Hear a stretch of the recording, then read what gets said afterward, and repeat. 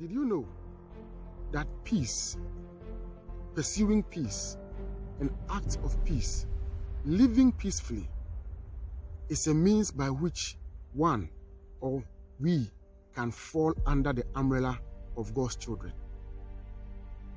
In Hebrews chapter 12, verse 14 and 15, the Bible says, "Pursue peace with everyone, as well as holiness, without which no one will see the Lord. See to it that no one fails to obtain the grace of God, and that no bitter root grows up and cause you trouble, or many of you will fall defiled, or will become defiled." Peace.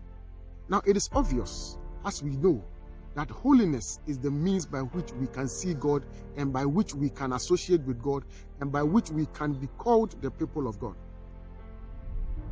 But think about it. For peace to be linked or attached or associated with holiness, it means peace is a key. Then he says, live peacefully with everyone. Peace is a means or an act of being holy. When you are peaceful, it can be classified, it can be regarded for you, it can be counted for you as holiness. So, Bible says, when Lot and Abraham had contention, when Abraham was contending, when Lot was contending Abraham, Bible says Abraham came and made peace and said, "I will not contend with you, and my people will not contend with your people. This is the whole land before you. If you take left, I will take right. If you take right, I will take left. Let's not fight. Let's live in peace." And then God sat in heaven and said, "This young man, this man called Abraham, is a man of peace. And he, from today, shall become my child." And so it is not for nothing when Christ said in Matthew chapter 5, verse number 9, that blessed are the peacemakers, for they shall be called the children of God. Living as God's people. One other means by which we can live as God's people and be classified or fall under the umbrella of God's people and God's children is by the way of peace.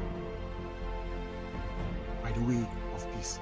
So in the book of Romans chapter 14, verse 17 to 19, Bible says, "For God's kingdom does not consist of food and drinks, but of righteousness, peace, joy, produced by the Holy Spirit. For the person who serves the Messiah in this way is pleasing to God and approved by people.